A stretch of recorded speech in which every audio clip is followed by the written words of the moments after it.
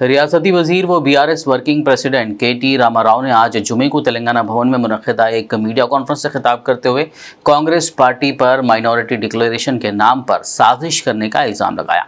उन्होंने कहा कि कांग्रेस ने बीजेपी के नज़रिए के साथ माइनॉरिटी डिक्लेरेशन का ऐलान किया है। उन्होंने मज़ीद कहा कि अक़लियतों की बात की जाए तो कांग्रेस और बीजेपी के ख़यालात एक जैसे ही हैं। उन्होंने कहा कि कांग्रेस कह रही है कि मुस्लिम अक़लियतों को बीसी तस्लीम किया जाएगा और अगर ऐसा किया गया तो अक़लियतों की ख़ुसूसी हैसियत ख़त्म हो जाएगी। उन्होंने कहा कि कांग्रेस माइनॉरिटी डिक्लेरेशन के नाम पर अक़लियतों को बीसी में शामिल करेगी। इस तरह बीसी और माइनॉरिटीज़ दोनों के साथ नाइंसाफ़ी होगी। केटीआर ने इसे तेलंगाना जैसी पुरअमन रियासत में खलल डालने की कोशिश करार दिया।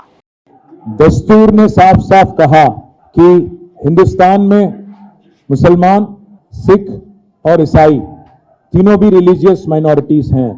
कॉन्स्टिट्यूशन ऑफ इंडिया साफ कहती है कि मुसलमान और मुस्लिम, क्रिश्चियन और सिख तीनों भी आज रिलीजियस माइनॉरिटीज हैं।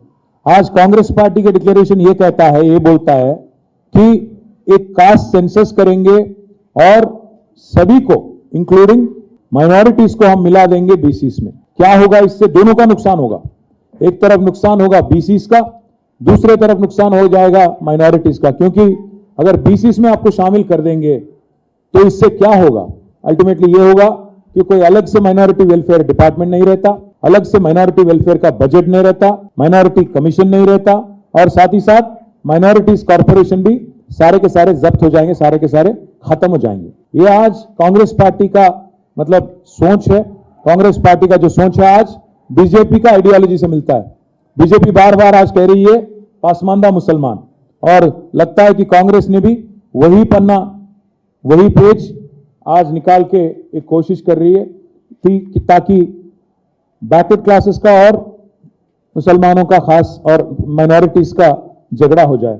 एक और मसला यह है इसमें कि एक मर्तबा, एक ही बार 2006-7 में एक बीसीई कैटेगरी क्रिएट किया गया, खास क्योंकि रिजर्वेशन देना था। बट इसका मतलब ये नहीं कि हर मुसलमान बीसीई में आता, बैकवर्ड क्लासेस में आता। ये नासमझी जो है कांग्रेस पार्टी की, ये जो मुझे नासमझी भी नहीं, ये तो मुझे लग रहा है कि कोई साजिश है दोनों के बीच में एक झगड़ा करने का। मैं इसलिए ये बात कह रहा हूं क्योंकि आज का कांग्रेस पार्टी का अध्यक्ष जो पे यहाँ पे है वो खुद बीजेपी से ताल्लुक रखने वाला आदमी है, आरएसएस आइडियोलॉजी में विश्वास रखने वाला आदमी है। तो इसलिए मैं कह रहा हूं ये जो डिक्लेरेशन बनाए, लगता है कि ये कांग्रेस ऑफिस में नहीं बीजेपी के दफ्तर में बन के निकली बाहर। एक बात यह है कि आज अगर एक मिनट के लिए समझिए कि कास्ट सेंसस करे आप और मिला दिए आप मुस्लिम्स को, क्रिश्चियंस को और सिख को बीसीस में, क्या होता? कल सारे के सारे बीसी टूट पड़ेंगे और कहने लगेंगे बैकवर्ड क्लासेस लीडर्स और बैकवर्ड क्लासेस की आवाम कि आप हमारा हक छीन रहे हो, आप हमारे लिए जो गारंटीड था रिजर्वेशन आप उसमें से जबरदस्ती ले रहे हो करके एक रिफ्ट आ जाएगा माइनॉरिटीज और बीसीस के बीच में। लगता है कि कांग्रेस पार्टी दोनों की तरफ सिंसियर नहीं है, ना बीसीस की तरफ सिंसियर है ना माइनॉरिटीज की तरफ सिंसियर है। मक्की मदनी टूर्स एंड ट्रेवल्स के साथ मुक़द्दस सफ़र का करे आगाज। लो बजट और बेहतरीन सहूलतें, अब कम कीमत पर अदा करे उम्रा। 5 नवंबर से काफिलों की रवानगी, लिमिटेड सीट्स अवेलेबल।